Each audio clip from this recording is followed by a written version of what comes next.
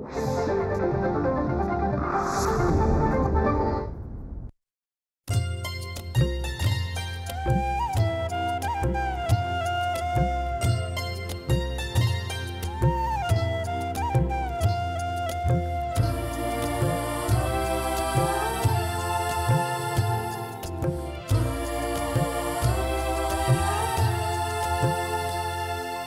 गेला तुझा वेल उंच आभाळाच्या पार, नको विसरू माणसा तुझ मातीत माहेर.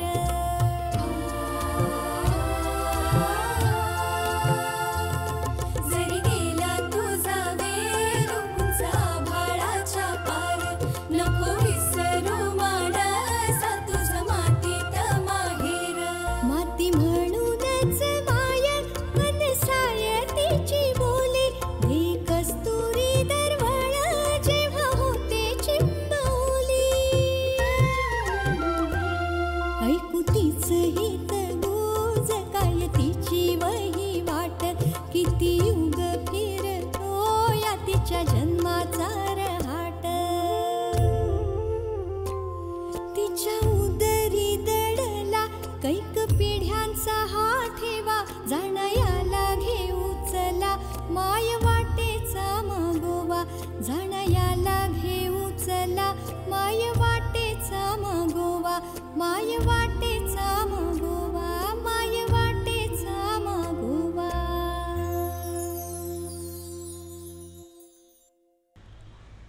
नमस्कार मंडळी, माय वाटेचा मागोवा या मालिकेत मी मुकुंद कुळे आपलं मनपूर्वक स्वागत करतो. तुम्हाला आता प्रश्न पडला असेल, माय वाटेचा मागोवा म्हणजे नेमकं काय? तर माय वाटेचा मागोवा म्हणजे आपल्या लोकपरंपरेचा आणि लोकसंस्कृतीचा घेतलेला मागोवा.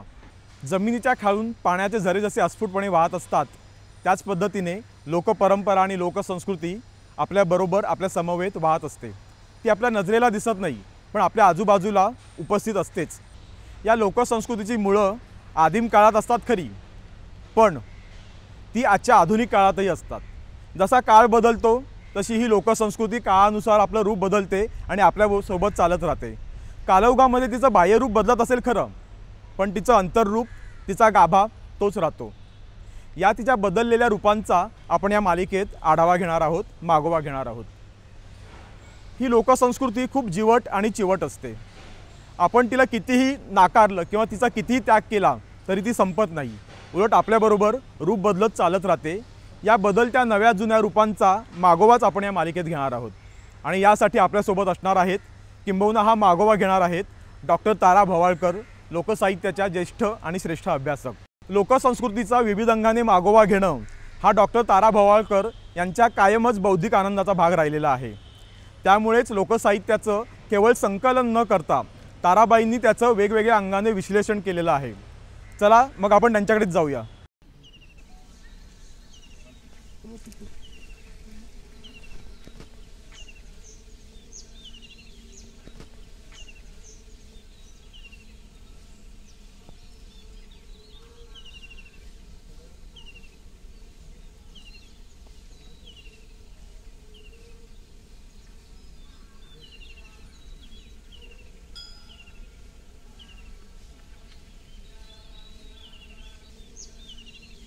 मुकुंदा, तू आलास केव्हा?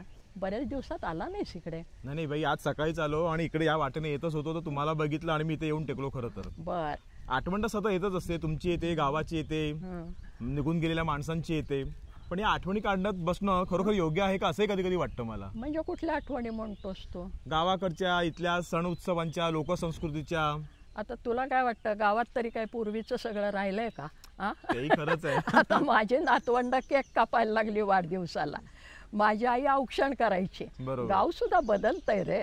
तर तुला काय जुनं आठवतंय ते आधी मला सांग. मला खरं तर बाई सांगतो ना की मी मुंबईला राहायला गेलो खरं, पण माझ्या मनातनं गाव काही पुसलं गेलेलं नाही. मला असं वाटतं की माझी मुळं इकडे गावाकडे राहिलेली आहेत, माझी नाळ गावच्या मातीत पुरलेली आहे. पण माझी भावनिक विचार करतो तेव्हा मला हे सगळं असं उमाळा दाटून येतो. पण जेव्हा मी बुद्धीने विचार करतो तेव्हा असं वाटतं की कालौघामध्ये हे सगळं बदललेलं आहे. खरं ते बदलणं साहजिकच आहे, परिवर्तन हा जगाचा नियम आहे असं आपण म्हणतोच. पण हे सगळं टिकणं आवश्यक आहे का असंही कधी कधी मनात येतं. नाही, बरोबर आहे. पण आता तू मला सांग की तुझी बायको गुढी उभारते की नाही उभारते, मोदक करते की नाही गणेश चतुर्थीला करते. मग आता हे कुठनं आलं सगळं? परंपरेतनं. हे तुझी आजी करत आली, आई करत आली, तिची आजी करत आली, बायकोची आई करत आली. म्हणजे काय झालं की जुन्यातल्या बऱ्याच गोष्टी आपल्यापर्यंत आल्या आणि बऱ्याच गोष्टी गळल्या असतील. म्हणजे परंपरेमध्ये परंपरा सगळं नष्ट करते, मधल्यामध्ये नष्ट करते आणि काही काही गोष्टी बदलून येतात बरं का, मजेशीर रीतीने रूप पालटून येतात. काही गोष्टी वळण घेतात वेगळ्या पद्धतीने. आणि तुला माहिती नाही, परंपरेमध्ये काही गोष्टी क्रांतिकारी असतात. म्हणजे आज तुला जे माहिती नाही किंवा आज तुम्ही ज्याला सुधारणा म्हणताना, त्या जुन्या लोकांनी सुद्धा सांगून ठेवले. काय सांगते? म्हणजे विद्रोह आहे परंपरेमध्ये? अगदी परंपरेत विद्रोह आहे. तो म्हणीत आहे, उखाण्यात आहे, गाण्यात आहे, कथेत आहे, लोककथा लोकगीतांमध्ये आहे. मग तुला माहिती आहेत ना, आई म्हणायची ना गाणी. माझी आई तर म्हणायची, मला आठवतात काही काही अगदी गाणी म्हणतात. गोष्टी आठवतात का? हो, लोककथा आठवतात ना. आठवतात ना. तू बोलायला शिकलास तेव्हा पहिली गोष्ट कुठली सोडली? एक होती चिमणी, एक होती चिमणी, काऊची गोष्ट. गोष्ट ही कुठली आली? लोकपरंपरेतनं आलेली आहे. तर सांगायचं तात्पर्य, काही गोष्टी आल्या, काही गाणी आली. म्हणजे आता बाळांच्यासाठी बाळ चालायला लागलं, चाल चाल माते पाय मोडले काटे, अजूनही आजी म्हणते. तर आता हे जे आहे ना, तर काही गोष्टी येतात, काही गोष्टी गळतात, काही गोष्टी बदलून येतात. म्हणजे आता गाणं जुनं नाही येणार. ओके. डोलबाई डोलाची नाही येणार, पण जॅक अँड जिल वेंट अप जाईल. आता हे कुठं आलं? हे तिकडचं लोकगीतच आहे. प्रत्येक परंपरेमध्ये काही गाणी असतात, कथा असतात आणि त्या टिकतात, काही जातात, काही बदलतात. त्याच्यात म्हणी असतात. तू म्हणी म्हणतो की नाही? म्हणी, उखाणे झाले. उखाणे, बायका उखाणे घेतात की नाही? फॅशन झाली आहे उखाणे घ्यायची. आता पूर्वी बायका आपल्या मराठीत उखाणे घ्यायच्या आणि आता इंग्रजी शब्द मध्ये घालतात. म्हणजे इंग्रजीमध्ये चंद्राला म्हणतात मून आणि नाव घेते अमक्या तमक्याची सून. तर आता हे बायका इंग्रजी शिकायला लागल्या. त्यांना वाटलं आपलं शहाणपण दाखवावं. असं जुनंही असतं, जुन्यामध्ये नवंही येतं, दोन्हीचं. आणि काही काही वेळेला ना तुझ्या सुधारणेला सुद्धा पाठिंबा देतील अशा गोष्टी असतात. पण मला सतत कायम असं वाटतं की आता म्हणजे ऐकायला आवडतात, कानाला गोड वाटतात, त्यातली लय मला आवडते. पण मी विचार करतो की हे सगळं जुनं आहे, पण ते आता आपल्याला हात धरून भविष्य काळाकडे नेणार आहे की भूतकाळाकडे मागे ओढणार आहे? बरोबर आहे. तर त्या काही गोष्टी मागे जातात, मान्य आहेत. आणि तू मला सांग, आता जात्यावरच्या ओव्या बिव्या काय म्हणतात, त्या जात्यावरच्या ओव्या जातं टिकलंय का? जातं आता गेलं कालौघामध्ये. जात्याबरोबर ओव्या पण जाणार. ते आहेच. पण मला कधी कधी गंमत वाटते. मला तुम्ही आता ओव्यांचा विषयच काढलाय सहज, असं मला आठवतं की जातं खरंच इतकं महत्वाचं होतं संस्कृतीमध्ये. होतं, अतिशय महत्वाचं होतं. कारण जात्यावर दळण दळणं नाही तर भाकरी नाही ना मिळायची सकाळी. त्यामुळे बाईला बिचारीला उठायलाच लागायचं पहाटे 3-4 वाजता. चांदणी उगवली की बाईला उठायला लागायचं. माझ्या लहानपणी मी उठले ना, माझ्या तरुणपणी मी उठले, कारण गिरणी नव्हती अजून आलेली. त्यामुळे उठायला लागायचं, दळण दळायला लागायचं. दळण दळता आता तुम्हाला वाटतं सगळ्या ओव्या एकसुरी आहेत, तशा त्या एकसुरी नसतात. तर तुम्ही आता नवीन मुलांनी जरा वेगळ्या पद्धतीने त्याचा अभ्यास करायला पाहिजे. विचार नाही, अभ्यास करायला पाहिजे. म्हणजे कसं सांगते तुला की ते नुसते शब्द बघू नका, त्या शब्दांचे सूर बघा, ताल बघा. आणि दुसरं एक आहे की ही लोकपरंपरा आहे ना, ही एका लयीत आणि तालात बांधलेली. बरोबर. म्हणजे जशी कामाची लय असते ना, तशी त्या गाण्याची लय असते. म्हणजे गाण्याची चाल ज्याला आपण म्हणतो. म्हणून बायका रानामध्ये जायच्या ना, त्या डोक्यावर बुट्ट्या घेऊन जायच्या, पाट्या घेऊन जायच्या आणि चालता चालता चालता बायकांच्या चालण्याबरोबर जी येते ती चाल. तो चाल शब्द असा आहे, ते जाता जाता येते ती चाल. आता तुला सांगते मला हा शोध कसा लागला की माणसाला काय असतं, आज तुमच्या भोवताली पुष्कळ करमणुकीची साधनं झाली आहेत आणि ते तुमचं ते काय टुकटुक यंत्र जे असतं ना, सारखं कानाला लावलेलं असतं. तर त्याच्यामुळे तुम्हाला आवाजाची अपूर्वाई नाही वाटत. बरोबर. एक काळ असा आहे की ज्या वेळेला माणसाला माणसाच्या आवाजाखेरीज दुसरा आवाजच नव्हता. त्यामुळे आवाज ऐकणं, आता तू बघ म्हाताऱ्या माणसांची बऱ्याच वेळेला तक्रार असते की आमच्याशी बोलणारं कोणी नाही, कोणीतरी बोलणारं, कोणाचा तरी आवाज ऐकावा असं वाटत असतं. मी तुला सांगते, मी फार वर्षापूर्वी एक आदिवासी फिल्म पाहिलेली होती. तुला असं वाटत असेल ही म्हातारी इथं गावात बसली आहे गोष्टी, मला तुझ्यापेक्षा पुढच्या गोष्टी माहिती आहेत. एक आदिवासी फिल्म पाहिली होती आफ्रिकेमधली, साऊथ आफ्रिकेमधली, आणि तिथे जंगली माणसं बरोबर एका रानडुकराची शिकार केलेली आहे आणि ती शिकार अशी पडलेली आहे, सुनसान रान आहे, कुठलाही आवाज नाही, पायाखाली पाचोळ्यावरनं ती माणसं चाललेली आहेत, आपल्या पायाखालच्या पाचोळ्याचा जेवढा आवाज येतोय तेवढाच आवाज आहे. आणि मग तर रानडुकर पडलेला आहे, त्या लोकांनी एक मोठा वासा हा असा घेतलेला झाडाचा तोडून, झाडाच्या पारंब्यांनी त्या रानडुकराला बांधलं, खांद्यावर घेतलं, पुढे 4 माणसं मागे 4 माणसं, ते जड रानडुकर घेतलंय आणि आता ती माणसं चालतायत. बरं आधी शिकारीचं त्यांना श्रम झालेत, त्याच्यानंतर हे ओझं त्याचे श्रम, आणि मग कुणाची तरी सोबत पाहिजे, आणि मग ती माणसं हा हो हा हो आहा आहा आहा आहा आवाज सुरू झाले त्याच्या बरोबर चालण्याच्या. हे पण हे बऱ्याच ठिकाणी बघायला मिळतं. अगदी बरोबर. मला माणसाला आपल्याच आवाजाची सोबत होते एकांतरात. बरोबर. आणि म्हणून जुन्या काळामध्ये बघ, सकाळी माणसं उठली की कुठलं तरी देवाचं काहीतरी म्हणायला सुरुवात करायची. देव आपला सोपा असतो ना वेठीला धरायला, त्यावेळेला सिनेमातली गाणी नव्हती, त्यामुळे आमची आजी उठा उठा सकाळी वाचे स्मरावा गजमुख सुरू, आणि मग ते तिथपासून धन्य धन्य हो प्रदक्षिणा सद्गुरू रायाची, मग मध्ये देवाला जेवायला घालायचं, देवाला आंघोळ घालायची. आंघोळ पण बाई हे सगळं जुनं पुराणच आहे की असं मला नाही का, लोकसंस्कृतीचा पसारा तुम्ही म्हणता तसा हा सगळा पसाराच म्हणायला पाहिजे, तो सोडायचा की नाही मागे. प्रश्न कसा आहे की माणसाला ही जी सोबत हवी आहे ती सोबत अजूनही हवी आहे का नको, हा मुद्दा नंबर 1. नंबर 2, त्या श्रमाबरोबर जी लय आहे ती लय आपण हरवून बसतो की काय असं मला वाटतं. जगण्याची लय आहे का? जगण्याची लय, जगण्याची एक लय असते.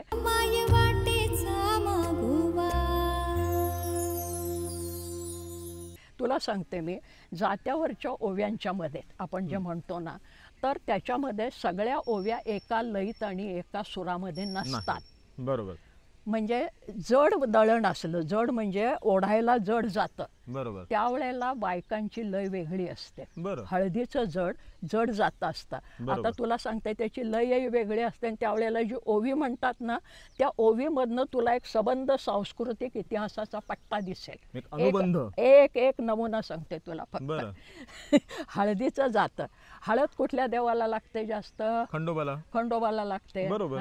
मग आता हळदीचं जात, हळदीचं जात संथ लय, जड जात या, जड जात या, जड जात या माळसाला, माळसेला हळदीचं जात जड जात आहे, जड जात या माळसाला, संग आणली संग आणली, संग आणली बाणाईला. म्हणजे जात्याला सोबत हवी म्हणून बाणाईला आणली, पण तिला खरंच माळसेला आनंद झाला असेल बाणाईला खंडोबाने आणली तेव्हा. अरे पण दळायला मदत मिळाली ना. अरे वा. जुन्या काळामध्ये सगळी माणसं श्रमाने करायची, शारीरिक श्रम होते, आणि हे शारीरिक श्रम हलके व्हावेत म्हणून घरामध्ये काम करायला जितकी जास्त माणसं असतील तितकी सोय बघितलेली आहे. ती सोय बघितलेली आहे देवानी. हा, आता देवाच्या नावावर ही माणसाने आपली सोय केली, कारण गाणं कोणी रचलं? माणसाने रचलं. म्हणून हळदीचं जातं जड जातं या माळसाला, संग आणली बाणाईला. तेव्हा ते जड जातं ओढण्यासाठी दुसरी बायको आणली, बाकी काही नाही. आता पुढची गंमत, ह्याच्यामध्ये एक संबंध देवाचा सांस्कृतिक इतिहास आहे, शेती व्यवस्थेतला इतिहास आहे. बरोबर. की शेतकरी कुटुंबामध्ये एकापेक्षा जास्त बायका असायच्याच. कशासाठी? श्रम करण्यासाठी, हक्काचं माणूस. बाकी मला एक अजून याच्या पुढचं थोडंसं आठवतंय. म्हणजे लग्न झालेली वधू नवरी नव्याने घरामध्ये आली की तिला दळता येतं की नाही हे बघण्यासाठी तिची सासू तिला दळायला बसवायची. बरोबर. आणि तेव्हा ती जात्याला नमस्कार करायची आणि म्हणते की माझी आता परीक्षा घेतली जातीये, तेव्हा तुम्हाला जड जाऊ नको. बरोबर आहे. जात्या ईश्वरा नको मले जड जाऊ, माये बाईच्या दुधाचा सया पातात अनुभव. आठवलं की नाही तुला? पण त्याच्या पुढची अजून एक ओवी आहे. ते जातं जेव्हा तिला सरावाचं होतं तेव्हा ती मुद्दामून सया बायांना बोलवते हा. आणि म्हणते, हा, जात मी वडीते, हा. जात मी वडीते जसं हरी न पळत, या जात मी वडीते जसं हरी न पळत, माय बाईचं ग दूध माझ्या मनगटी खेळत. खेळत. तर असा एकीकडे आईचा अभिमान पण होता. आता दुसरं हे जड जातं, हलकं जातं असेल म्हणजे भरडा दळण दळायचं असेल बरं. तर ती जात्याची पाळी लहान असते. हा, खुटा पण लहान असतो. बरोबर. एकच बाई दळू शकते, तिला काय 2-3 बाया गरजेचं लागत नाही. नाही. मग तिच्या आवाजाची पट्टी वर वर लागते. लागते. कारण का, तर तिचे श्रम कमी होतात दळायचे. बरोबर. हळदीला जास्त श्रम लागतात.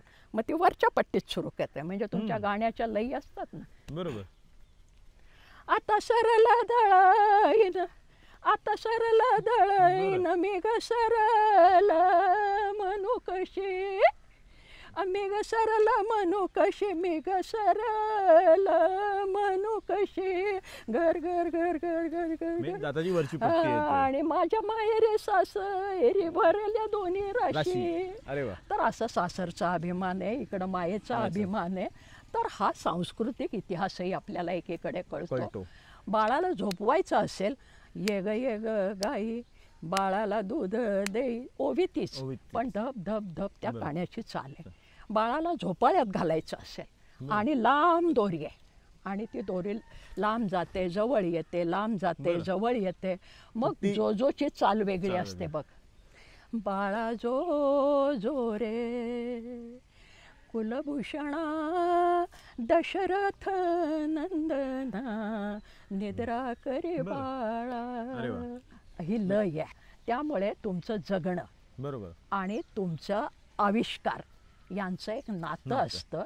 हा इतिहास मानवी प्रवाहाचा सामाजिक दृष्ट्या, मानववंशशास्त्र दृष्ट्या हा तुम्हाला लोकसाहित्यातून कळतो. ते सगळंच्या सगळं टिकावं असं नाही, पण आपण आलोत कुठून, कसे आलोत आणि आपला मानवी जीवनाचा प्रवाह ज्याला आपण प्रगती म्हणतो ती कशी होत गेली हे कळण्यासाठी याचा अभ्यास करायचा. आणि यातनं काही क्रांतिकारी गोष्टीही आपल्याला कळतात.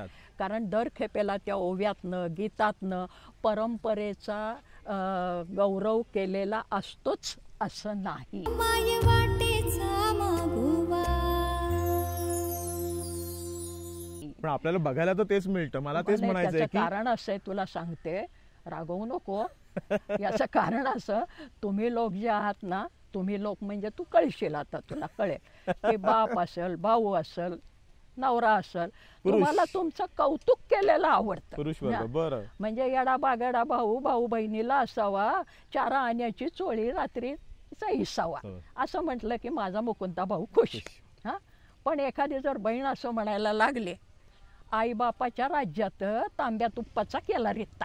माझ्या आईबापाचं राज्य कसं मोठं होतं, तुपाचा तांब्या जरी मी घेतला तरी मला कोणी काही म्हणत नव्हतं, माझी सत्ता होती. आई बापाच्या राज्यात तांब्या तुपाचा केला रिता, भावाच्या राज्यात नाही पाण्यावरी सत्ता. कारण लगेच आमची भावजय विचारते ना, नळाला पाणी कमी येतं, वैंस जरा जपून वापरा.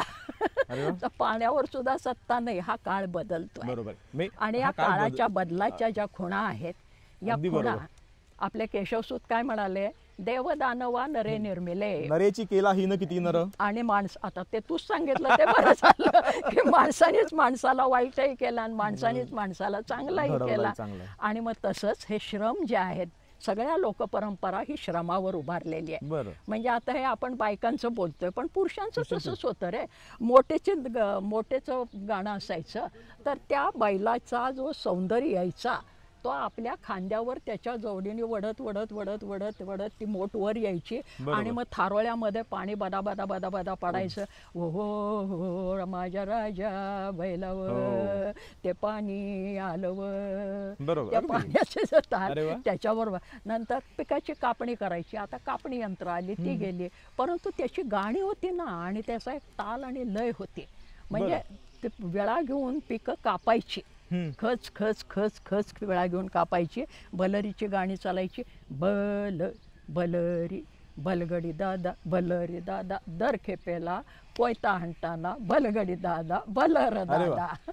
तर याला बलरीची गाणी असं म्हणायचे. तर पुरुषांची गाणी, बायकांची गाणी ती कामाशी बांधलेली होती.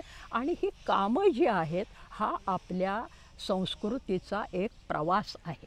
बरोबर. श्रमसंस्कृतीचा.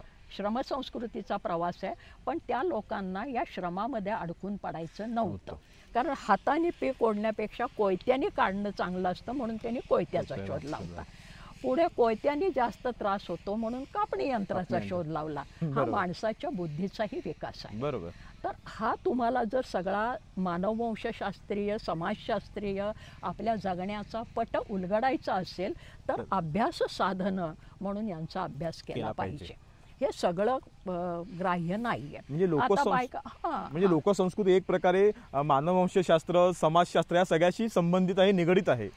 अर्थशास्त्राशी सगळ्यात जास्त संबंधित आहे आणि त्याच्याबद्दल कोणी बोललं नाही असं माझं मत आहे. बरं. की अर्थव्यवस्था जशी बदलते तशी संस्कृती बदलते आहे. अगदी लोकसंस्कृती सुद्धा बदलते आहे. बरं. अर्थव्यवस्था बदलते, सामूहिक मानसशास्त्राचा त्याच्या पाठीमागे फार मोठा भाग आहे आणि त्यामुळे लोकसाहित्याचा, लोकसंस्कृतीचा अभ्यास याला इंटरडिसिप्लिनरी स्टडी अप्रोच, आंतरज्ञानशाखीय अभ्यास असा आहे. त्यामुळे तुम्हाला प्रत्येक विषयाचं ज्ञान पाहिजे, त्याच्याशिवाय तुम्ही कळणार नाही. बरोबर. हा अभ्यास कशासाठी करायचा? हे गोडवे गाण्यासाठी नाही करायचा, उमाळा आणण्यासाठी नाही. हे आपण आपल्याला समजून घेणं आहे. आपण आपल्या व्यवस्थेला समजून घेणं आहे आणि आपल्याला भूतकाळामध्ये आपली पावलं रोवलेली आहेत, वर्तमानामध्ये आलोत, मग भविष्यात जायचं कसं याची दिशा त्याच्यातनं मिळणार आहे. त्यामुळे भूत, वर्तमान, भविष्य यांना सांधा जोडण्यासाठी आपल्याला सांस्कृतिक अभ्यास करायचा आहे. आमची संस्कृती सर्वश्रेष्ठ, उत्कृष्ट, मंगल, पवित्र वगैरे वगैरे असे काही नाही. कारण प्रत्येक संस्कृतीत बरं असतं, वाईट असतं, चांगलं असतं. कारण हा एक प्रवाह आहे आणि प्रवाहामध्ये आपण बघतो की एखादा प्रवाह निर्मळ असतो, एखादा प्रवाह प्रदूषित असतो. प्रवाहाच्या कडेला गेलं तर आणखीन गाळ साचलेला असतो, दिवसेंदिवस तो जास्त साचत आलेला आहे. कोणीतरी प्रवाह मुद्दाम वळवलेला असतो. तसा संस्कृतीचे प्रवाह सुद्धा मुद्दाम वळवलेले असतात. हे सगळे तुम्ही प्रवाह मला सांगणार आहात गप्पांमध्ये? तू विचारलंस तर सांगेन, कारण आता मी म्हातारी, माझ्या आठवणी मी तुम्हाला आठवण करून दे. मला आठवण करून दे. मला जेवढं माहित आहे तेवढं मी सांगेन.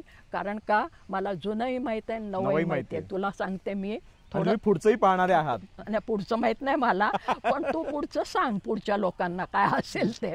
मी जगले वाचले तर पाहिन मुकुंदा कसं सांगतोय ते, त्याच्याबद्दल काही वाद नाही. पण कसं आहे तुला सांगते की मी बहुधा एक अशी शेवटची बाई असेल महाराष्ट्रातली शिक्षित बाई, शिकलेली, म्हणजे तुमच्या आधुनिक अर्थाने शिकलेली, की ज्यांनी जात्यावर दळणही दळले, मोठनाडाही पाहिलाय, विहिरीतनं पाणी उपसलंय, नदीचं पाणी डोक्यावरनं आणलेलं आहे, नळाचं पाणी आणलेलं आहे आणि अमेरिकेतल्या विद्यापीठामध्ये जाऊन लेक्चरही दिलेलं आहे.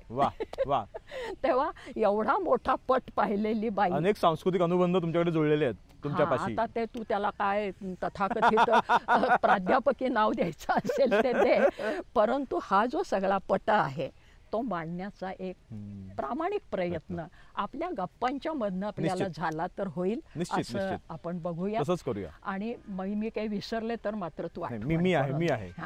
आणि मी चुकले तर मला तर सांगायची तुला, कारण तू पुढची पिढी आहेस रे बाबा. मग आता कधी येशील परत? उद्या संध्याकाळी येतो की? संध्याकाळ मोकळी ठेवा. होय होय, संध्याकाळ किंवा सकाळ कुठली वेळ आपल्याला बरं बरं वाटतं. कारण काय कुणीतरी जिज्ञासेने ऐकणारं पाहिजे ना, त्याच्याशिवाय काय. मी म्हणून तुम्हाला भेटायला आलो. म्हणून तुला सांगते, जुनं आहे ते सगळं सोनं असतंच असं नाही, नवं आहे ते सगळं चांगलं असतंच असं नाही. तो तुझा कालिदास का कोण तो म्हणून गेलाय, पुराणमित्यवन साधू सर्व. जे जुनं असतं ते सगळं साधू चांगलं असतंच असं नाही. ते लोक सगळं म्हणतात ना, जुनं सगळं चांगलं, जुनं सगळं चांगलं, जुनं ते सोनं, जुनं. त्या शेक्सपियरने सांगितलंय, जे सगळं चकाकत असतं ते सोनं असतंच असं नाही. कारण त्याचं वाक्य असं आहे, all that's glittering is not gold. जे सगळं चमकतं ते सोनं असतंच असं नाही. तसं बाईच्या ओवीबद्दलही सहज आठवलं म्हणून सांगते, कारण त्याच्याशिवाय माझी विद्वत्ता कशी सिद्ध होणार. इंग्रजीत बोललं की विद्वत्ता सिद्ध होते म्हणून सांगते की बाईची ओवी आहे, ती ओवी हे तिचं स्वगत आहे. कारण आजपर्यंत बायकांच्या बद्दल पुराणांनी काय म्हटलंय, महाभारताने काय म्हटलंय, वेदांनी काय म्हटलंय हे आम्हाला सांगत आले. बाई ग तुला काय वाटतं हे कोणी विचारलेलं नाही. ते माझी बाई ओवीतनं सांगते. बरं. आणि म्हणून ती कधी कधी परंपरेला अनुसरण करते, कारण तिला दुसरा पर्याय नव्हता, म्हणून ती कधी कधी त्या जात्याचं कौतुकही करते, परंतु पुढे ती निषेधही करते, तेही आपण बघूयात. पण ते आपण आताच बघायचं की पुढच्या भागात? पुढे बघूयात. पण तुला म्हणून सांगते की बाईचं म्हणणं हे सगळ्या अर्थाने पुराव्याने शाबित म्हणता येईल असं करतायत, कारण ते तिचं स्वगत आहे, तिचं स्वतःचा विचार आहे. बरोबर. आणि मग कवितेची जी व्याख्या वर्ड्सवर्थने केलेली आहे की चांगली कविता कुठली, प्रामाणिक कविता कुठली, तर मनाच्या शांत अवस्थेमध्ये बरोबर जे आतून उमटून येतं आणि त्याचा उद्रेक होतो त्याला कविता म्हणतात. Spontaneous overflow of powerful feelings recollected in tranquility. Yes. That is the poet. Spontaneous overflow recollected in tranquility. कि स्पॉन्टेनियस ओव्हरफ्लो, पॉवरफुल फिलिंग्स, उत्स्फूर्त आविष्कार, उत्स्फूर्त अशा प्रकारच्या भावनांचा उत्स्फूर्त आविष्कार म्हणजे कविता. आणि ते आम्हाला जात्यावरच्या ओवीत दिसतं, कारण पहाटेची शांत वेळ, बाई एकटीच आहे, उत्स्फूर्तपणे ते जात्याशिवाय तिचं कोणी ऐकायला तिथे नाही. आमचे संशोधक जरी किती थापा मारत असले की आम्ही आईच्या मांडीवर बसून ओव्या ऐकल्या वगैरे, हे काही खरं नाही. कारण मी लहानपणापासून पाहत आले, आम्ही बायका ज्या वेळेला पहाटे उठून दळत होतो तेव्हा सगळ्या नात्याचे पुरुष धाराडूर झोपलेले असायचे. त्यामुळे हे सगळं आपल्याला समजून घ्यायचं आहे आणि ते आपण समजून घ्यायचं. अगदी नक्की.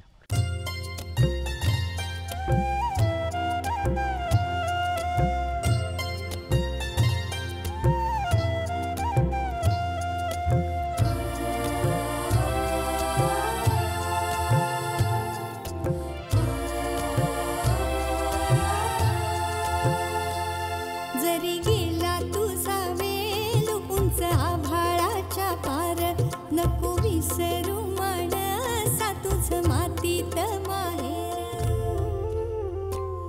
तिच्या उदरी दडला कैक पिढ्यांचा हा ठेवा, जाणयाला घेऊ चला माय वाटेचा मागोवा, जाणयाला घेऊ चला माय वाटेचा मागोवा, माय वाटे